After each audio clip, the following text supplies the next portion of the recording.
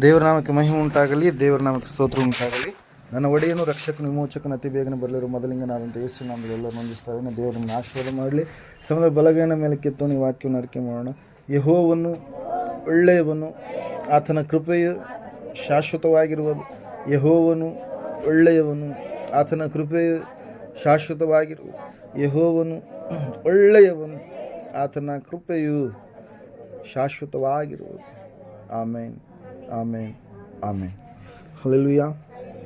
ಕಳೆದ ಹಲವಾರು ದಿವಸಗಳಿಂದ ಒಂದು ಸಂದೇಶವನ್ನು ನಾವು ಧ್ಯಾನ ಮಾಡ್ಕೊತ ಬರ್ತಾ ಇದ್ದೀವಿ ಪ್ರಿಯರೇ.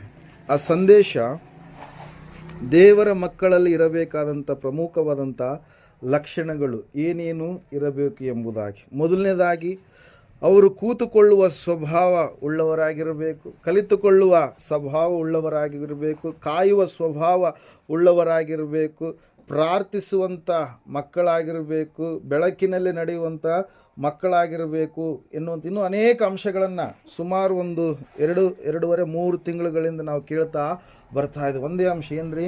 ದೇವರ ಮಕ್ಕಳಲ್ಲಿ, ದೇವರ ಮಕ್ಕಳಾದಂಥ ನಮ್ಮಲ್ಲಿ ಇರಬೇಕಾದಂಥ ಲಕ್ಷಣಗಳು. ಇವತ್ತಿನ ದಿವಸ ಓದುವಾರ ನಾವು ಯಾವ ವಿಷಯವನ್ನು ಧ್ಯಾನ ಮಾಡಿದ್ವಿ? ದಯವಿಟ್ಟು ಯಾರಾದ್ರೂ ನೆನಪು ಮಾಡ್ತೀರಾ?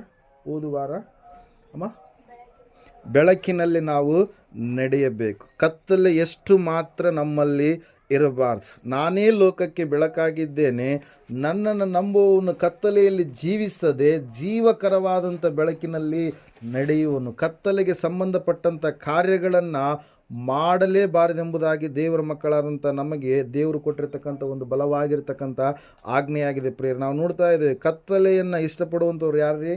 ಕಳ್ಳರು ಕತ್ತಲೆಯನ್ನು ಇಷ್ಟಪಡ್ತಾರೆ, ವ್ಯಭಿಚಾರಿಗಳು ಕತ್ತಲೆಯನ್ನು ಇಷ್ಟಪಡ್ತಾರೆ, ಕೆಟ್ಟದಾದಂಥ ಕಾರ್ಯಗಳನ್ನು ಮಾಡುವಂಥ ಭ್ರಷ್ಟರು ಕತ್ತಲೆಯನ್ನು ಏನು ಮಾಡ್ತಾರೆ? ಇಷ್ಟಪಡ್ತಾರೆ ಪ್ರಿಯರೇ. ಆದರೆ ದೇವರ ವಾಕ್ಯ ಹೇಳ್ತಾ ಇದೆ, ನೀವು ಹಗಲಿನವರು ಬೆಳಕಿನವರು ಆಗಿದ್ದೀರಿ, ಆದ ಕಾರಣಕ್ಕಾಗಿ ನೀವು ಬೆಳಕಿನವರಂತೆ ನಡೆದುಕೊಳ್ಳಿರಿ. ಕಾಲವನ್ನು ಸುಮ್ಮನೆ ಕಳಕೊಳ್ಳದೆ ಅದನ್ನು ಬೆಲೆಯುಳ್ಳದೆಂದು ನೀವು ಉಪಯೋಗಿಸಿಕೊಳ್ಳಿರಿ. ಇನ್ನೊಬ್ಬರ ಮುಂದೆ ದೇವರ ಮಕ್ಕಳು ನೀವು ಆಗಿದ್ದೀರಿ ಎನ್ನುವಂಥ ವಿಷಯವನ್ನು ನಿಮ್ಮ ಹಳೆಯ ಜೀವಿತವನ್ನು, ನಿಮ್ಮ ಹೊಸ ಜೀವಿತವನ್ನು ನೋಡಿದಂಥವ್ರು ಏನಾಗಬೇಕು? ನಿಜವಾಗ್ಲೂ ಇವರು ಹಳೆಯ ವಿಷಯದಲ್ಲಿ ಅಂದರೆ ದೇವರನ್ನು ನಂಬಲಾರದಕ್ಕಿಂತ ಮುಂಚಿತವಾಗಿ ಇವರ ಜೀವಿತ ಭಯಂಕರವಾಗಿತ್ತು, ದೇವರನ್ನು ನಂಬಿದ ಮೇಲೆ ಇವರ ಜೀವಿತ ಆಶೀರ್ವದಿಸಲ್ಪಟ್ಟಿದೆ ಎನ್ನುವಂಥದ್ದನ್ನು ಇತರರು ನಿನ್ನನ್ನು ನೋಡಿ ಏನು ಮಾಡಬೇಕು? ಸಾಕ್ಷಿ ಹೇಳಬೇಕು ಪ್ರಿಯರೇ. ಇವತ್ತಿನ ದಿವಸ ಇನ್ನೊಂದು ವ್ಯತ್ಯಾಸಕರವಾಗಿರ್ತಕ್ಕಂಥ ಒಂದು ಅಂಶವನ್ನು ನಾವು ನೋಡೋಣ.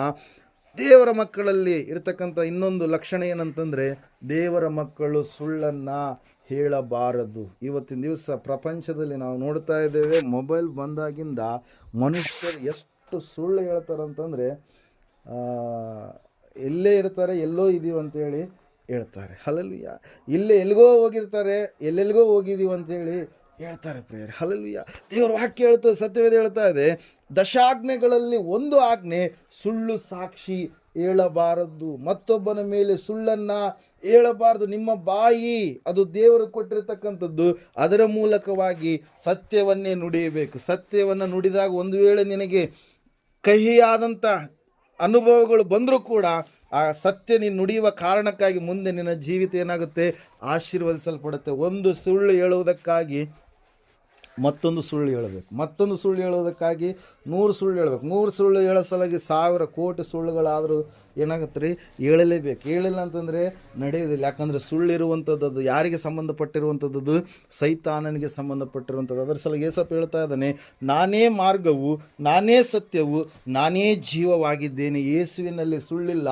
ಆತನ ಮಕ್ಕಳಾದಂಥ ನಮ್ಮಲ್ಲಿ ಕೂಡ ಸುಳ್ಳು ಇರಬಾರ್ದು. ಯಾವಾಗಲೂ ನಾವು ಸತ್ಯವಂತರಾಗಿ ಜೀವಿಸುವುದಕ್ಕಾಗಿ ದೇವರು ಕರೆದಿದ್ದಾನೆ ಎಂಬುದಾಗಿ ಸಂಪೂರ್ಣವಾಗಿ ನಾವು ನಂಬುವಂಥ ಮಕ್ಕಳಾಗಬೇಕು ಪ್ರೇರಿಲ. ಒಂದು ನಾವು ಸಂಗತಿಯನ್ನು ನಾವು ನೋಡ್ತಾ ಇದ್ದೇವೆ. ತೀತನಿಗೆ ಬರೆದಂಥ ಪತ್ರಿಕೆ, ಪೌಲನು ಬರೆದಂಥ ಪತ್ರಿಕೆ 1ನೇ ಅಧ್ಯಾಯದಲ್ಲಿ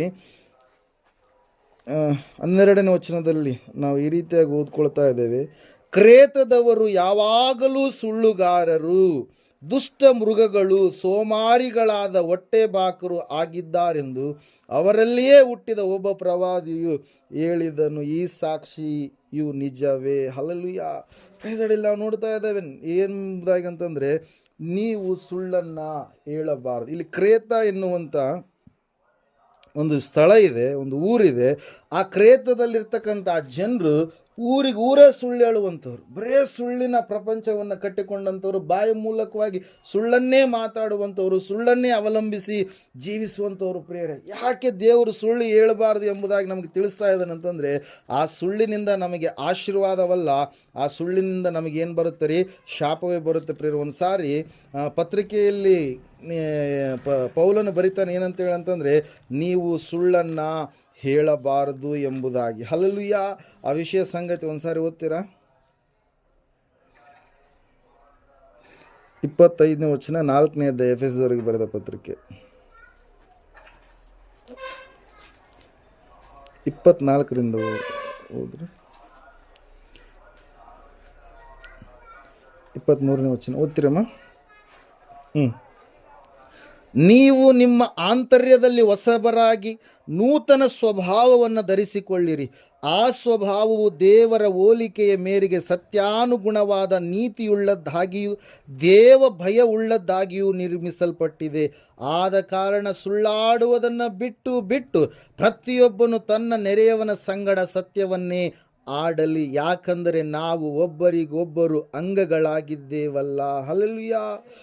ಇಲ್ಲಿ ಪೌಲನು ಎಚ್ಚರಿಸ್ತಾ ಇದ್ದಾನೆ ಎಫೆಸದಲ್ಲಿರ್ತಕ್ಕಂಥ ಸಭೆಯವರಿಗೆ ಏನಂತ ಹೇಳಂತಂದರೆ, ನಾವು ಸತ್ಯಾನುಗುಣವಾದ ನೀತಿ ಉಳ್ಳದ್ದಾಗಿರ್ತಕ್ಕಂಥ ದೇವ ಭಯ ಉಳ್ಳದ್ದಾಗಿರ್ತಕ್ಕಂಥ ಹೊಸ ಸ್ವಭಾವದಲ್ಲಿ ನಾವೇನಾಗ್ತಾ ಇದ್ದೇವೆ, ನಿರ್ಮಿಸಲ್ಪಟ್ಟಿದ್ದೇವೆ. ನಮ್ಮಲ್ಲಿ ಹೊಸ ಸ್ವಭಾವ ಬಂದಿದೆ. ನಮ್ಮಲ್ಲಿ ಸುಳ್ಳಿಗೆ ಎಷ್ಟು ಮಾತ್ರಕ್ಕೂ ಜಾಗ ಇರಲೇ ಬಾರದು. ಯಾಕಂದರೆ ಸತ್ಯವಂತನಾದಂಥ ದೇವರು ನಮ್ಮನ್ನು ಆರಿಸಿಕೊಂಡಿದ್ದಾನೆ. ಈ ಲೋಕದ ಎಲ್ಲ ಜನರ ಮಧ್ಯದಲ್ಲಿ ಸಂಪೂರ್ಣವಾಗಿ ಆತನು ಏನು ಮಾಡಿದಾನ್ರಿ, ನಮ್ಮನ್ನು ಆರಿಸಿ ತೆಗೆದುಕೊಂಡಿದ್ದಾನೆ. ಅದಕ್ಕಾಗಿ ವಾಕ್ಯದಲ್ಲಿ ನಾವು ನೋಡ್ತಾ ಇದ್ದೇವೆ, ದೇವರ ಮಕ್ಕಳಲ್ಲಿ ಇರಬೇಕಾಗಿರ್ತಕ್ಕಂಥ ಒಂದು ಮುಖ್ಯವಾದಂಥ ಲಕ್ಷಣ ಏನಂದರೆ, ಅವರು ಸುಳ್ಳನ್ನು ಹೇಳಬಾರ್ದು. ಅವರ ಬಾಯಿ ಮಾತಿನ ಮೂಲಕವಾಗಿ ಮತ್ತೊಂದು ದಿವಸ ದೇವರು ನ್ಯಾಯ ವಿಚಾರಣೆ ಮಾಡುವಂಥ ದಿವಸ ಬರುತ್ತೆ. ಮತ್ತಾಯನ ಬರೆದ ಸುವಾರ್ತೆ 12ನೇ ಅಧ್ಯಾಯ 36ನೇ ವಚನದಲ್ಲಿ ನೀವು ನೋಡಿದ್ದೆ ಆದರೆ, ಮನುಷ್ಯನು ಸುಮ್ಮನೆ ಆಡುವ ಪ್ರತಿಯೊಂದು ಮಾತಿನ ವಿಷಯವಾಗಿ ನ್ಯಾಯ ವಿಚಾರಣೆಯ ದಿನದಲ್ಲಿ ಉತ್ತರವನ್ನು ಕೊಡಬೇಕು. ದೇವರು ನ್ಯಾಯ ತೀರಿಸುವಂಥ ಒಂದು ದಿವಸ ಇದೆ. ದೇವರು ಲೆಕ್ಕ ಕೇಳುವಂಥ ಒಂದು ದಿವಸ ಇದೆ.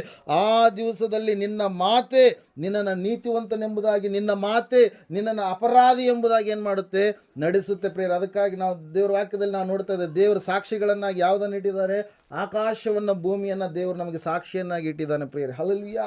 ನಾವು ಮಾತಾಡಿರುವಂಥದ್ದು ಎಲ್ಲಿ ಮಾತಾಡಿದ್ರು ಕೂಡ ಭೂಮಿಗೆ ಗೊತ್ತಾಗುತ್ತೆ, ಆಕಾಶಕ್ಕೂ ಕೂಡ ಗೊತ್ತಾಗುತ್ತೆ. ಅದಕ್ಕಾಗಿ ದೇವರು ಯಾವುದನ್ನು ಇಟ್ಟಿದ್ದಾನ್ರಿ, ಆಕಾಶ ಭೂಮಿಯನ್ನು ನಾನು ನಿಮಗಾಗಿ ಸಾಕ್ಷಿಗಳನ್ನಾಗಿ ನೇಮಿಸಿದ್ದಾನೆ. ಅವುಗಳು ಮಾತಾಡುವಂಥ ಕಾಲ ಬರುತ್ತೆ ಪ್ರಿಯರೇ. ದೇವರ ವಾಕ್ಯದಲ್ಲಿ ನಾವು ಸತ್ಯವೇದದಲ್ಲಿ ಮರಗಳು ಮಾತಾಡಿರ್ತಕ್ಕಂಥ ಸನ್ನಿವೇಶವನ್ನು ನಾವು ನೋಡಿದ್ದೇವೆ. ಹಲ್ಲೆಲೂಯಾ. ನ್ಯಾಯಸ್ಥಾಪಕರ ಪುಸ್ತಕದಲ್ಲಿ ಅದಿರುತ್ತೆ. ಇವತ್ತಿನ ದಿವಸ ಸೈಂಟಿಸ್ಟ್ಗಳು ಕೂಡ ಏನು ಮಾಡಿದ್ದಾರೆ, ಒಪ್ಕೊಂಡಿದ್ದಾರೆ, ಗಿಡಗಳು ಏನಾಗ್ತವಂತೆ, ಮಾತಾಡಿಕೊಳ್ತವೆ. ಗಿಡಗಳನ್ನು ಕಟ್ ಮಾಡುವ ಸಮಯದಲ್ಲಿ ಅವುಗಳಿಗೂ ಕೂಡ ಏನಾಗುತ್ತಂತೆ, ನೋವಾಗುತ್ತಂತೆ. ಈ ಹೊಸದಾಗಿ ನೀವು ಜಪಾನ್ದಲ್ಲಿರ್ತಕ್ಕಂಥ ಸೈಂಟಿಸ್ಟ್ಗಳು ಯಾರು ಏನು ಮಾಡಿದ್ದಾರೆ, ಅದನ್ನು ಒಂದು ಸಿದ್ಧಾಂತವನ್ನು ಪ್ರತಿಪಾದನೆ ಮಾಡಿದ್ದಾರೆ ಪ್ರಿಯರು. ಅದಕ್ಕಾಗಿ ದೇವ್ರ ವಾಕ್ಯ ಸತ್ಯವೇದ ಹೇಳ್ತಾ ಇದೆ, ಇದರಲ್ಲಿ ಬರೆದಿರ್ತಕ್ಕಂಥ ಪ್ರತಿಯೊಂದು ಕಾರ್ಯವೂ ಕೂಡ ಸತ್ಯವಾಗಿದೆ, ಅದು ನೆರವೇರುವಂಥದ್ದಾಗಿದೆ ಪ್ರಿಯರೇ. ಹಲ್ಲೆಲೂಯಾ. ಇಲ್ಲಿ ನಾವು ನೋಡ್ತಾ ಇದ್ದೇವೆ, ದೇವ್ರ ವಾಕ್ಯ ಹೇಳ್ತದೆ, ಸತ್ಯವೇದ ಹೇಳ್ತಾ ಇದೆ, ಯೇಸು ಸ್ವಾಮಿ ಹೇಳಿದ್ರು ಏನಂತೇಳಿ, ಪಟ್ಟಣಗಳ ಒಳಗಡೆ ನೀರು ನುಗ್ಗಿಕೊಂಡು ಬರುತ್ತೆ ಅಂತೇಳಿ. ಅನೇಕ ನೆನೆಸಿದ್ರು, ಪಟ್ಟಣದ ಒಳಗಡೆ ನೀರು ಹೆಂಗೆ ಬರುತ್ತೆ ಅಂತೇಳಿ. ಹಲ್ಲೆಲೂಯಾ. ದೇವರು ಎಲ್ಲೆಯನ್ನು ನಿರ್ಮಿಸಿದ್ದಾನೆ, ಆ ಎಲ್ಲೆಯ ಒಳಗಡೆ ನೀರಿರುತ್ತೆ. ಒಂದು ಏನಂತ ಹೇಳ್ತೀವಿ, ಸುನಾಮಿ ಎನ್ನುವಂಥದ್ದು ಬರುವಂಥದ್ದೇ ಇಲ್ಲ ಎಂಬುದಾಗಿ ಪ್ರಿಯರೇ. ಆದರೆ ದೇವರು ಅವತ್ತಿನ ದಿವಸ ಹೇಳಿದಂಥ ಮಾತು ಏನಾಯ್ತು, ಅದು ನೆರವೇರಿತು ಪ್ರಿಯರೇ. ಹಲ್ಲೆಲೂಯಾ. ಒಂದು ಸಮುದ್ರದಲ್ಲಿ ಇರಬೇಕಾದಂಥ ನೀರು ಪಟ್ಟಣದೊಳಗಡೆ ನುಗ್ಗಿಕೊಂಡು ಬಂತು. ಸುನಾಮಿ ಬಂದ ಸಮಯದಲ್ಲಿ ಅಲ್ಲಿರ್ತಕ್ಕಂಥ ಅನೇಕ ಮನೆಗಳು ಭಯಂಕರವಾದಂಥ ಸ್ಥಿತಿಯಲ್ಲಿ ಅವು ಏನಾದರೂ ದೇಶಗಳು ನಾಶವಾಗಿ, ಪಟ್ಟಣಗಳು ನಾಶವಾಗಿ ಹೋದು. ಯಾಕಂದರೆ ದೇವರು ಸತ್ಯವನ್ನೇ ಮಾತಾಡಿದ್ದಾನೆ. ತನ್ನ ಸತ್ಯವೇದದಲ್ಲಿ ದೇವರು ಏನನ್ನು ಬರೆಸಿದನು, ಅದು ಖಂಡಿತವಾಗಿ ನೆರವೇರಲೇಬೇಕು. ಹಲ್ಲೆಲೂಯಾ. ನಾವು ನೋಡ್ತಾ ಇದ್ದೇವೆ, ದೇವ್ರ ವಾಕ್ಯ ಹೇಳ್ತದೆ, ಸತ್ಯವೇದ ಹೇಳ್ತದೆ ಸ್ಪಷ್ಟವಾಗಿ ಏನಂತ ಹೇಳಂತಂದರೆ, ನೀವು ಸುಳ್ಳಾಡುವುದನ್ನು ಬಿಡಬೇಕು. ದೇವರನ್ನು ನಂಬಿದಂಥ ಮಕ್ಕಳು, ನಿಮ್ಮ ಬಾಯಿ ಅದು ದೇವರು ಪರಿಶುದ್ಧ ಮಾಡಿದ್ದಾನೆ. ಆ ಪರಿಶುದ್ಧ ಮಾಡಿದಂಥ ಆ ಬಾಯಿಯಲ್ಲಿ ನೀವು ಸತ್ಯವನ್ನೇ ಮಾತಾಡಬೇಕು. ಹಲ್ಲೆಲೂಯಾ. ದೇವರ ವಾಕ್ಯದಲ್ಲಿ ನಾವು ನೋಡ್ತಾ ಇದ್ದೇವೆ, ಕ್ರೇತದಲ್ಲಿರ್ತಕ್ಕಂಥ ಜನರು ಸಂಪೂರ್ಣವಾಗಿ ಸುಳ್ಳಿನ ಮೇಲೆ ತಮ್ಮ ಜೀವಿತವನ್ನು ಕಟ್ಟಿಕೊಂಡಂಥವರಾಗಿದ್ದಾರೆ. ಕಾರಣ ಏನಂತಂದರೆ, ಯಾಕೆ ದೇವರು ಸುಳ್ಳಾಡಬೇಡ್ರಿ, ಸುಳ್ಳು ಮಾತನ್ನು ಮಾತಾಡಬೇಡ್ರಿ ಅಂತ ಹೇಳ್ತಾ ಇದ್ದಾರೆ ಅಂತಂದರೆ, ದೇವರ ವಾಕ್ಯದಲ್ಲಿ ನಾವು ನೋಡ್ತಾ ಇದ್ದೇವೆ, ಅವರ ಅಂತ್ಯಾವಸ್ಥೆ ಭಯಂಕರವಾಗಿರುತ್ತೆ ಪ್ರೇರಣೆ. ನೀವು ಒಂದ್ಸಾರಿ ಅಪೊಸ್ತಲರ ಕೃತ್ಯಗಳ ಪುಸ್ತಕ 5ನೇ ಅಧ್ಯಾಯ ನೀವು ತೆಗೆದಿದ್ದೆ ಆದರೆ ಅಲ್ಲಿ ಇಬ್ಬರು ದಂಪತಿಗಳಿದ್ದಾರೆ ಪ್ರಿಯರೇ. ಅವರ ಹೆಸರು ಅನನೀಯ ಮತ್ತು ಸಫೈರಾ ಎಂಬ ಎಂಬುದಾಗಿ. ಹಲ್ಲೆಲೂಯಾ. ಆ ದಂಪತಿಗಳು ಒಂದು ಕಾರ್ಯವನ್ನು ಮಾಡ್ತಾ ಇದ್ದಾರೆ. ಎಲ್ಲರೂ ಕೂಡ ದೇವರ ಸೇವೆಗೆ ತಮ್ಮ ಹಣವನ್ನು ಕೊಡ್ತಾ ಇರುವಂಥ ಸಮಯದಲ್ಲಿ, ಭೂಮಿಯನ್ನು ಮಾರಿ ಹಣವನ್ನು ಕೊಟ್ಟು ದೇವರ ಸೇವೆಯನ್ನು ಆರ್ಥಿಕವಾಗಿ ಬಲಪಡಿಸುವಂಥ ಸಮಯದಲ್ಲಿ ಇವರು ಕೂಡ ತಮ್ಮ ಭೂಮಿಯನ್ನು ಏನು ಮಾಡಿದ್ದಾರೆ, ಮಾರಾಟ ಮಾಡಿ ದೇವರ ಸೇವೆ ಅಭಿವೃದ್ಧಿ ಆಗಬೇಕು, ನಮಗೆ ಎಷ್ಟಾದರೂ ನಾವು ಮಾಡ್ಕೊಳ್ತೀವಿ, ಆದರೆ ದೇವರಿಗಾಗಿ ಮಾಡುವಂಥವ್ರು ನಾವೆಲ್ವ, ದೇವರು ಕೊಟ್ಟಿರುವಂಥದ್ದನ್ನು ಪುನಃ ನಾವು ದೇವರಿಗೆ ಕೊಡಬೇಕಲ್ವ ಅಂತೇಳಿ ಒಂದು ಒಳ್ಳೆಯ ಆಲೋಚನೆ ಉಳ್ಳವರಾಗಿ ಆದಿ ಒಂದು ಸಭೆಯಲ್ಲಿ ಸಂಪೂರ್ಣವಾಗಿ ಭಕ್ತಿವಂತರ ರೀತಿಯಲ್ಲಿ ತೋರ್ಪಡಿಸಿಕೊಂಡಂಥ ಈ ದಂಪತಿಗಳು ಏನಾಗಿದ್ದಾರೆ, ಸುಳ್ಳಿನ ಕಥೆಯನ್ನು ಎಣಿತಾ ಇದ್ದಾರೆ. ಇವರು ಹೊಲವೆಲ್ಲ ಮಾರಿ ಆ ಹೊಲದಲ್ಲಿ ಬಂದಿರತಕ್ಕಂಥ ಅರ್ಧ ಭಾಗವನ್ನು ತಮಗೋಸ್ಕರವಾಗಿ ಬಚ್ಚಿಟ್ಟುಕೊಂಡು, ಇಲ್ಲ ನಾವು ಇಷ್ಟೇ ಹಣಕ್ಕೆ ಹೊಲವನ್ನು ಮಾರಿದ್ದೇವೆ ಅಂತೇಳಿ ಪೇತ್ರನ ಮುಂದೆ ಏನು ಮಾಡ್ತಾ ಇದ್ದಾರೆ, ದೇವರ ಮುಂದೆ ಏನು ಮಾಡ್ತಾ ಇದ್ದಾರೆ, ಸುಳ್ಳು ಹೇಳ್ತಾ ಇದ್ದಾರೆ. ಆ ಸಂಗತಿಯನ್ನು ಈ ಸಮಯದಲ್ಲಿ ನಾನು ಓದ್ತೀನಿ, ನೀವು ಕೇಳಿಸ್ಕೊಳ್ರಿ. 5ನೇ ಅಧ್ಯಾಯ 1ನೇ ವಚನದಿಂದ. ಆದರೆ ಅನನೀಯನೆಂಬ ಒಬ್ಬ ಮನುಷ್ಯನು ಸಫೈರಳೆಂಬ ತನ್ನ ಹೆಂಡತಿಯ ಸಮೇತ ಒಂದು ಭೂಮಿಯನ್ನು ಮಾರಿ ಹೆಂಡತಿಯ ಸಮ್ಮತಿಯಿಂದ ಅದರ ಕ್ರಯದಲ್ಲಿ ಒಂದು ಭಾಗವನ್ನು ಬಚ್ಚಿಟ್ಟುಕೊಂಡು ಒಂದು ಭಾಗವನ್ನು ತಂದು ಅಪೊಸ್ತಲರ ಪಾದಗಳ ಬಳಿಯಲ್ಲಿ ಇಟ್ಟನು. ಆಗ ಪೇತ್ರನು, ಅನನೀಯ, ಸೈತಾನನು ನಿನ್ನ ಹೃದಯದಲ್ಲಿ ತುಂಬಿಕೊಂಡದ್ದೇನು? ನೀನು ಯಾಕೆ ಆ ಹೊಲದ ಕ್ರಯದಲ್ಲಿ ಕೆಲವನ್ನು ಬಚ್ಚಿಟ್ಟುಕೊಂಡು ಪವಿತ್ರಾತ್ಮನನ್ನು ವಂಚಿಸಬೇಕೆಂದಿದ್ದೀ? ಆ ಆಸ್ತಿ ಇದ್ದಾಗ ನಿನ್ನದಾಗಿಯೇ ಇತ್ತಲ್ಲವೇ? ಮಾರಿದ ಮೇಲೆಯೂ ಬಂದ ಹಣವು ನಿನ್ನ ಅಧೀನದಲ್ಲೇ ಇತ್ತಲ್ಲವೇ? ನೀನು ಈ ಕಾರ್ಯವನ್ನು ನಿನ್ನ ಹೃದಯದಲ್ಲಿ ಯೋಚಿಸಿಕೊಂಡದ್ದು ಯಾಕೆ? ನೀನು ಸುಳ್ಳಾಡಿದ್ದು ಮನುಷ್ಯರಿಗಲ್ಲ, ದೇವರಿಗೇ ಆಡಿದಿ ಅಂದನು. ಈ ಮಾತುಗಳನ್ನು ಅನನೀಯನು ಕೇಳಿದ ಕೂಡಲೇ ಬಿದ್ದು ಪ್ರಾಣ ಬಿಟ್ಟನು. ಕೇಳಿದವರೆಲ್ಲರಿಗೂ ಮಹಾಭಯ ಹಿಡಿಯಿತು. ಆಗ ಯೌವನಸ್ಥರು ಎದ್ದು ಅವನನ್ನು ವಸ್ತ್ರದಲ್ಲಿ ಸುತ್ತಿ ಹೊತ್ತುಕೊಂಡು ಹೋಗಿ ಹೂಣಿಟ್ಟರು ಎಂಬುದಾಗಿ. ನೋಡ್ರಿ, ಒಂದು ಸುಳ್ಳು. ಪ್ರಾರಂಭದಲ್ಲಿ ನಾವು ನೋಡ್ತಾ ಇದ್ದೇವೆ, ಆದಿ ಸಭೆಯಲ್ಲಿ ಒಬ್ಬ ದಂಪತಿಗಳು ಇಬ್ಬರು ಮಾತಾಡ್ಕೊಳ್ತಾ ಇದ್ದಾರೆ, ಗಂಡ ಹೆಂಡತಿ ಇಬ್ಬರು. ಹೆಂಡತಿಯ ಸಮ್ಮತಿಯಿಂದ ಗಂಡ ಹೊಲವನ್ನು ಮಾರಿ ಅರ್ಧ ಬಚ್ಚಿಟ್ಕೊಂಡು ಅರ್ಧ ಏನು ಮಾಡ್ತಾ ಇದ್ದಾನ್ರಿ, ಇಷ್ಟಕ್ಕೆ ಮಾರಿದ್ವು ಅಂತ ಹೇಳೋರು ಸುಳ್ಳು ಹೇಳ್ತಾ ಇದ್ದಾರೆ. ದೇವ್ರ ವಾಕ್ಯ ಹೇಳ್ತಾ, ಸತ್ಯವೇದ ಹೇಳ್ತಾ ಇದೆ, ಯಾವತ್ತು ನಮ್ಮ ಬಾಯಿಂದ ಸುಳ್ಳು ಬರಬಾರ್ದು. ಹಲ್ಲೆಲೂಯಾ. ಅದು ಹೊಲ ಇದ್ದಾಗಲೂ ನಿಮ್ಮದೇ, ಹೊಲದ ಹಣ ಬಂದಾಗಲೂ ಕೂಡ ಅದು ನಿಮ್ಮದೇ. ಸುಳ್ಳು ಹೇಳೋದ್ರಿಂದ ನಿಮಗೇನಾದರೂ ಲಾಭ ಬರುತ್ತಾ? ಸುಳ್ಳು ಹೇಳೋದ್ರಿಂದ ನಿಮಗೇನಾದರೂ ಆಶೀರ್ವಾದ ಸಿಗುತ್ತಾ? ಸುಳ್ಳು ಹೇಳೋದ್ರಿಂದ ನಿಮಗೇನಾದರೂ ಒಂದು ಒಳ್ಳೆಯ ಕಾರ್ಯ ನಡೆಯುತ್ತಾ? ನಡೆಯೋದಿಲ್ಲ ಪ್ರಿಯರೇ. ಯಾಕಂದರೆ ನಿನ್ನ ಮನಸ್ಸಾಕ್ಷಿ ಅವಾಗವಾಗ ನಿನ್ನನ್ನು ಚುಚ್ಚುತ್ತಾ ಇರುತ್ತೆ. ಅಯ್ಯೋ, ನಾನು ಸುಳ್ಳು ಹೇಳಬಾರ್ದಾಗಿತ್ತು, ಸುಳ್ಳು ಹೇಳಿಬಿಟ್ಟೆ, ನನ್ನ ಜೀವಿತದಲ್ಲಿ ಈ ಥರ ಕಾರ್ಯ ಮಾಡಬಾರ್ದಾಗಿತ್ತು, ಆದರೆ ನಾನು ಮಾಡಿಬಿಟ್ಟೆ ಅಂತೇಳಿ ನಮ್ಮ ಮನಸ್ಸಾಕ್ಷಿ ಅನ್ನುವಂಥದ್ದು ಏನು ಮಾಡುತ್ತೆ, ನಮ್ಮನ್ನು ಚುಚ್ಚುತ್ತೆ ಪ್ರಿಯರೇ. ಅದಕ್ಕಾಗಿ ದೇವರ ವಾಕ್ಯದಲ್ಲಿ ನಾವು ನೋಡ್ತಾ ಸತ್ಯವೇದ ಹೇಳ್ತಾ ಇದೆ, ಸುಳ್ಳಿನ ಕುಟುಂಬವಾಗಿರ್ತಕ್ಕಂಥ ಈ ಅನನೀಯ ಸಫೈರಳ ಕುಟುಂಬ ಏನಾಯ್ತು ರೀ, ಅನನೀಯನೇನಾದ ಸತ್ತು ಹೋದ. ಸುಮಾರು 3 ಗಂಟೆ ಹೊತ್ತಿನ ಮೇಲೆ ಅವನ ಹೆಂಡತಿ ನಡೆದ ಸಂಗತಿಯನ್ನು ತಿಳಿಯದೆ ಒಳಗೆ ಬಂದಳು. ಪೇತ್ರನು ಆಕೆಯನ್ನು ನೋಡಿ, ನೀವು ಹೊಲವನ್ನು ಮಾರಿದ್ದು ಇಷ್ಟೇ ಹಣಕ್ಕೋ? ನನಗೆ ಹೇಳು ಎಂದು ಕೇಳಲು ಆಕೆ ಹೌದು ಇಷ್ಟಕ್ಕೆ ಅಂದಳು. ನೋಡ್ರಿ, ಎಷ್ಟು ಸುಲಭವಾಗಿ ಹೇಳ್ತಾ ಇದ್ದಾರೆ ಸುಳ್ಳು. ಅಲ್ಲಿಲ್ಲ, ಒಂದು ಭಾಗ ಏನು ಮಾಡಿದಾಳೆ, ಮನೆಯಲ್ಲಿ ಬಚ್ಚಿಟ್ಟಿದ್ದಾಳೆ, ಇಷ್ಟಕ್ಕೆ ಮಾರಿದಿ. ಒಂದು ವೇಳೆ 6 ಲಕ್ಷಕ್ಕೆ ಮಾರಿದಾರೆ ಅಂತ ತಿಳ್ಕೊಳ್ಳೋಣ. ಅಲ್ಲಿಲ್ಲ, 3 ಲಕ್ಷ ಬಚ್ಚಿಟ್ಟು ಏನು ಮಾಡ್ಯಾರ, 3 ಲಕ್ಷ ದೇವರ ಸನ್ನಿಧಾನಕ್ಕೆ ತಂದು ಕೊಟ್ಟು ಏನು ಮಾಡಿದ್ದಾರೆ, ಇಲ್ಲ ಇಷ್ಟಕ್ಕೆ ಮಾರಿದ್ವಿ ನಾವು, ಇಷ್ಟೇ ನಾವು ಏನು ಮಾಡ್ತಾ ಇದ್ದೀವಿ, ಸಮರ್ಪಣೆ ಮಾಡ್ತಾ ಇದ್ದೀವಿ ಅಂತ. Hallelujah, praise lord. ಅದು ಅವರದೇ ಹಣ. ದೇವರವರ ಹೃದಯಾನುಸಾರವಾಗಿ, ಹೃದಯದಲ್ಲಿ ಇಷ್ಟಪಟ್ಟ ಪ್ರಕಾರವಾಗಿ, ನಿರ್ಣಯಿಸಿಕೊಂಡಂಥ ಪ್ರಕಾರವಾಗಿ ಏನು ಮಾಡ್ಬೋದು, ದೇವರ ಸನ್ನಿಧಾನಕ್ಕೆ ಸಪೋರ್ಟ್ ಮಾಡ್ಬೋದು, ದೇವರ ಸನ್ನಿಧಾನಕ್ಕೆ ಸಮರ್ಪಣೆ ಮಾಡ್ಬೋದು. ಆದರೆ ಈ ತಾಯಿ ಏನು ಮಾಡ್ತಾ ಇದ್ದಾಳ್ರಿ, ಸುಳ್ಳನ್ನು ಹೇಳ್ತಾ ಇದ್ದಾಳೆ. ಪೇತ್ರನ ಕೇಳ್ತಾ ಇದ್ದಾನೆ, ಒಂದು ವೇಳೆ ಆ ತಾಯಿ ಸತ್ಯವನ್ನೇ ನುಡಿದಿದ್ರೆ ಅಲ್ಲಿ ಕತೆ ಒಂದು ವ್ಯತ್ಯಾಸಕರವಾಗಿರ್ತಾ ಇತ್ತು. ಆದರೆ ಆಕೆ ಪುನಃ ಮತ್ತೆ ಸುಳ್ಳನ್ನು ಹೇಳಿದ್ರು. ನೋಡ್ರಿ, ಗಂಡ ಹೆಂಡತಿ ಇಬ್ಬರು ಮಾತಾಡ್ಕೊಂಡ್ರ, ಗಂಡ ಸುಳ್ಳು ಹೇಳಿದ ಮೇಲೆ ಈಕಿನೂ ಕೂಡ ಏನು ಮಾಡಬೇಕು, ಸುಳ್ಳು ಹೇಳ್ಬೇಕು. ಅಷ್ಟಕ್ಕೆ ಮಾರಿದಾರೆ ಅಂದರೆ ಅಷ್ಟಕ್ಕೆ ಮಾರಿದ್ವಿ ಎಂಬುದಾಗಿ ಹೇಳ್ಬೇಕು. ಇವತ್ತು ಕೂಡ ಪ್ರಪಂಚದಲ್ಲಿ ಇದೇ ಒಂದು ನಾಟಕ ಎಲ್ಲರ ಕುಟುಂಬಗಳಲ್ಲಿ ನಡೀತಾ ಇರುತ್ತೆ ಪ್ರಿಯರೇ. ಅದಕ್ಕಾಗಿ ವಾಕ್ಯ ಹೇಳ್ತದೆ, ಸತ್ಯವೇದ ಹೇಳ್ತದೆ ಸ್ಪಷ್ಟವಾಗಿ, ಏನಂತಂದರೆ, ನೀವು ಒಬ್ಬರಿಗೊಬ್ಬರು ಸುಳ್ಳಾಡುವುದನ್ನು ಬಿಟ್ಟು ಬಿಡ್ರಿ. ಸುಳ್ಳಾಡಿರ್ತಕ್ಕಂಥ ಈ ದಂಪತಿಗಳು ಇಬ್ಬರು ಕೂಡ ಏನಾದರೂ ಸತ್ತು ಹೋದ್ರು ಪ್ರಿಯರೇ. ಯಾಕಂದರೆ ದೇವರ ಬಲವಾದಂಥ ಒಂದು ಶಕ್ತಿ ಆ ಸಮಯದಲ್ಲಿ ಅವರನ್ನು ತಾಕಿದ್ದರಿಂದ ಅಲ್ಲಿ ನಾವು ನೋಡ್ತಾ ಇದ್ದೇವೆ. ದೇವರಿಗೆ ಸುಳ್ಳಾಡಿದ್ದರಿಂದ, ಪವಿತ್ರಾತ್ಮನಿಗೆ ಸುಳ್ಳಾಡಿದ್ದರಿಂದ ಅವರೇನಾದರೂ ಕುಟುಂಬವೇ ನಾಶವಾಗಿ ಹೋಯಿತು. ಅವರ ಮಕ್ಕಳ ಕುರಿತಾಗಿ ಅಲ್ಲಿ ಬರೆಯಲ್ಪಟ್ಟಿಲ್ಲ. ಅದಕ್ಕಾಗಿ ಪ್ರಿಯರೇ, ದೇವರ ವಾಕ್ಯದಲ್ಲಿ ನಾವು ನೋಡ್ತಾ ಇದ್ದೇವೆ, ಸುಳ್ಳು ಸಾಮಾನ್ಯ ಎಂಬುದಾಗಿ ನಾವು ನೆನೆಸ್ತೀವಿ, ಆದರೆ ಆ ಸುಳ್ಳು ನಮ್ಮನ್ನು ಎಲ್ಲಿಗೆ ನಡೆಸುತ್ತಂತೆ. ಕೊನೆಯದಾಗಿ ನೋಡೋಣ ಈ ಸಮಯದಲ್ಲಿ ಪ್ರಕಟಣೆ ಪುಸ್ತಕದ ಕಡೆಗೆ ಬನ್ನಿ. ಪ್ರಕಟಣೆ 21ನೇ ಅಧ್ಯಾಯ 8ನೇ ವಚನ ಓದಿಕೊಳ್ಳೋಣ. ಆದರೆ ಹೇಡಿಗಳು, ನಂಬಿಕೆ ಇಲ್ಲದವರು, ಅಸಹ್ಯವಾದದ್ದರಲ್ಲಿ ಸೇರಿದವರು, ಕೊಲೆಗಾರರು, ಜಾರರು, ಮಾಟಗಾರರು, ವಿಗ್ರಹಾರಾಧಕರು. ಇದೆಲ್ಲ ಆದಮೇಲೆ ಯಾರಂತ ಹೇಳ್ತಾ ಇದ್ದಲ್ಲಿ ವಾಕ್ಯ, ಎಲ್ಲ ಸುಳ್ಳುಗಾರರು. ಎಲ್ಲ ಸುಳ್ಳುಗಾರರು ಇವರಿಗೆ ಸಿಕ್ಕುವ ಪಾಲು ಬೆಂಕಿ ಗಂಧಕಗಳುರಿಯುವ ಕೆರೆಯೇ, ಅದು ಎರಡನೆಯ ಮರಣವು ಎಂದು ನನಗೆ ಹೇಳಿದನು. ಅದಕ್ಕಾಗಿ ನಾವು ನೋಡ್ತಾ ಇದ್ದೇವೆ, ಸುಳ್ಳು ಎಲ್ಲಿಗೆ ನಡೆಸುತ್ತೆ? ನಮ್ಮನ್ನು ನರಕದ ಕಡೆಗೆ ನಡೆಸುತ್ತೆ. ಅದರ ಸಲುವಾಗಿ ನಮ್ಮ ಬಾಯಿ, ನಮ್ಮ ನೋಟ, ನಾವು ಕೇಳಿಸಿಕೊಳ್ಳುವಂಥ ವಿಷಯಗಳು, ಸಂಗತಿಗಳು ಎಲ್ಲವೂ ಕೂಡ ಸತ್ಯವಾಗಿ ಇರಬೇಕು. ಪ್ರಿಯರಲ್ಲಿ, ನಾವು ನೋಡ್ತಾ ಇದ್ದೇವೆ ನಮ್ಮ ಬಾಯಿ ಮೂಲಕವಾಗಿ ಎಷ್ಟು ಮಾತ್ರಕ್ಕೂ ಸುಳ್ಳು ಬರಬಾರದು. ಅದಕ್ಕಾಗಿ ದೇವರು ದಶಾಜ್ಞೆಗಳಲ್ಲಿ ಒಂದು ಆಜ್ಞೆಯನ್ನು ಕೊಟ್ಟಿದ್ದಾನೆ. ಅದೇ ರೀತಿಯಾಗಿ ಪತ್ರಿಕೆಗಳಲ್ಲಿ ಕೂಡ, ಹೊಸ ಒಡಂಬಡಿಕೆಯಲ್ಲಿ ಕೂಡ ದೇವರು ಬರೆಸ್ತಾ ಬಂದಿದ್ದಾನೆ. ಕಾರಣ ಒಂದೇ ಪ್ರಿಯರೇ, ಆ ಸುಳ್ಳು ನಮ್ಮನ್ನು ಘೋರವಾದಂಥ ಅಗ್ನಿ ನರಕಕ್ಕೆ ನಡೆಸುತ್ತೆ. ಏಸಪ್ಪ ಒಂದು ಸಾರಿ ಹೇಳ್ತಾರೆ ಏನಂತೇಳಿ, ನೀವು ಸುಳ್ಳಿನವರು, ಸುಳ್ಳಿನ ತಂದೆಯಾಗಿರ್ತಕ್ಕಂಥ ಸೈತಾನ ನಿಮಗೇನಾಗಿದ್ದಾನೆ? ತಂದೆಯಾಗಿದ್ದಾನೆ. ಅವನು ಸುಳ್ಳಿಗೆ ಮೂಲ ಪುರುಷನು. ಯಾಕಂದರೆ ಅವನು ಮೊದಲನೇದಾಗಿ ಏದೇನ್ ತೋಟದಲ್ಲಿ ಏನು ಮಾಡಿದ? ಸುಳ್ಳನ್ನೇ ಹೇಳಿದ. ಯಾರಿಗೆ? ಆದಾಮ ಅವ್ವಳಿಗೆ. ಪ್ರಿಯರೇ, ಕಾರಣ ಒಂದೇ, ಅವನು ದೇವರಿಂದ ಮನುಷ್ಯರನ್ನು ಏನು ಮಾಡಬೇಕು? ಅಗಲಿಸಬೇಕು, ಬೇರ್ಪಡಿಸಬೇಕು. ದೇವರ ಹೋಲಿಕೆಯಲ್ಲಿ, ದೇವರ ಸ್ವರೂಪದಲ್ಲಿ ಉಂಟು ಮಾಡಿದಂಥ ಮನುಷ್ಯರು, ಅವರಿಗೆ ಶಾಪ ಬರಬೇಕು. ಆ ದೇವರ ಹೋಲಿಕೆಯನ್ನು, ದೇವರ ಸ್ವರೂಪವನ್ನು ಅವರು ಕಳೆದುಕೊಳ್ಬೇಕಂತೇಳಿ ಅವ್ರನ್ನ ವಂಚಿಸಿ ಯುಕ್ತಿ ಮಾಡಿ ಸರ್ಪದಲ್ಲಿ ಒಕ್ಕೊಂಡು ಸೈತಾನನೇನು ಮಾಡಿದ? ಸುಳ್ಳನ್ನು ಆಡಿದ. ಪ್ರಿಯರೇ, ಅದಕ್ಕಾಗಿ ದೇವರ ವಾಕ್ಯದಲ್ಲಿ ನಾವು ನೋಡ್ತಾ ಇದ್ದೇವೆ, ಇವತ್ತಾದರೂ ನಮ್ಮ ಜೀವಿತವನ್ನು ನಾವೇನು ಮಾಡೋಣ? ಬದಲಾಯಿಸಿಕೊಳ್ಳೋಣ. ಅನೇಕರು ಸುಲಭವಾಗಿ ಸುಳ್ಳು ಹೇಳ್ತಾ ಇರ್ತಾರೆ, ಕಣ್ಣಿನ ಮುಂದೆ ಸುಳ್ಳು ಹೇಳ್ತಾ ಇದ್ದಾರೆ. ನಾವು ಅಲ್ಲೇ ಇರ್ತೀವಿ, ಎಲ್ಲೋ ಇದ್ದೀವಿ ಅಂತೇಳಿ ಏನು ಮಾಡ್ತಾರೆ? ಸುಳ್ಳನ್ನು ಹೇಳ್ತಾರೆ. ಆ ಸುಳ್ಳಿನ ನಾಲಿಗೆಯಿಂದ ಘೋರವಾಗಿರ್ತಕ್ಕಂಥ ಅಗ್ನಿಯ ಶಿಕ್ಷೆ ಇದೆ ಪ್ರಿಯರೇ, ನರಕ ಇದೆ. ಆ ನರಕದಿಂದ ನಾವು ತಪ್ಪಿಸ್ಕೊಳ್ಬೇಕಾದ್ರೆ ಇನ್ನು ಮುಂದೆ ಆದರೂ ನಾವು ಸತ್ಯವಂತರಾಗಿ ನಡಿಬೇಕು. ಇಷ್ಟು ದಿವಸ ಹಳೆಯದು ಹೋಗ್ಬಿಡ್ತು, ಆದರೆ ಈಗ ತಿಳಿದ ಮೇಲೆ ಆದ್ರೆ ನಾವೇನು ಮಾಡಬೇಕು? ಸತ್ಯವುಳ್ಳವರಾಗಿ ನಡಿಬೇಕು. ಅದಕ್ಕಾಗಿ ದೇವರು ಅವಕಾಶ ಕೊಡ್ತಾ ಇದ್ದಾನೆ.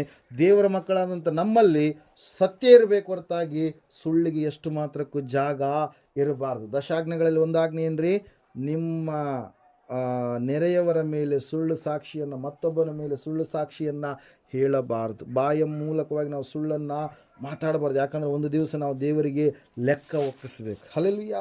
ದೇವ್ರ ಲೆಕ್ಕ ಕೇಳ್ತಾನೆ ಒಂದು ದಿವಸ. ಆ ದೇವ್ರ ಲೆಕ್ಕ ಕೇಳುವಂಥ ಸಮಯದಲ್ಲಿ ನಾವು ಸತ್ಯವಂತರಾಗಿ ಇರಬೇಕು ಹೊರತಾಗಿ ಸುಳ್ಳಿನ ಒಂದು ಸ್ಥಳದಲ್ಲಿ ನಾವು ಇರಬಾರ್ದು. ಆಡುಗಳನ್ನು, ಕುರಿಗಳನ್ನು ದೇವರು ಬೇರೆ ಬೇರೆ ಮಾಡ್ತಾನೆ. ಕುರುಬನನ್ನು ಹಿಂಬಾಲಿಸಿ ನಡೆಯುತ್ತೆ. ಆಡು ಏನು ಮಾಡುತ್ತೆ ರೀ? ಆಡನ್ನು ಮೇಯಿಸೋದು ಕಷ್ಟನಾ, ಕುರಿ ಮೇಯಿಸೋದು ಕಷ್ಟ? ಅಮ್ಮಗೆ ಚೆನ್ನಾಗಿ ಗೊತ್ತಿದೆ. ಹಲ್ಲೆಲೂಯಾ. ಯಾಕೆ ಹೇಳ್ರಿ? ಆಡು ಏನು ಮಾಡುತ್ತೆ ರೀ? ಒಂದತ್ರ ನಿಲ್ಲಲ್ಲ. ಹಲ್ಲೆಲೂಯಾ.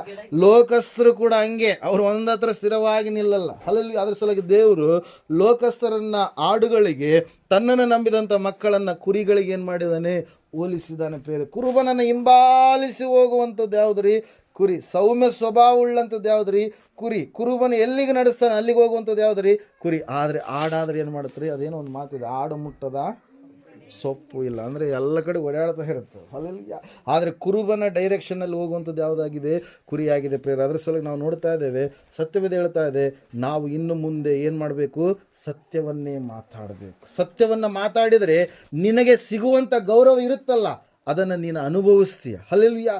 ಸುಳ್ಳಿನ ಮೇಲೆ ನೀನು ಕೋಟೆಯನ್ನು ಕಟ್ಟಿದ್ರೆ ನಿನ್ನ ಎದುರಿಗೆ ಒಂದು ವೇಳೆ ಅವ್ರು ನಿನ್ನನ್ನು ಹೊಗಳ್ಬೋದು, ಆದರೆ ನಿನ್ನ ಹಿಂದೆ ಅವರು ಖಂಡಿತವಾಗಿ ನಿನ್ನನ್ನು ತೆಗಳ್ತಾರೆ, ಬೈತಾರೆ, ನಿನ್ನ ಮೇಲೆ ಆಡಿಕೊಳ್ತಾರೆ. ನಿನ್ನ ಮೇಲೆ ಬೇರೆಯವರ ಮುಂದೆ ಕೆಟ್ಟದಾಗಿ ಇಂಪ್ರೆಷನ್ ಆಗುವಾಗ ಅವ್ರು ಏನು ಮಾಡ್ತಾರೆ?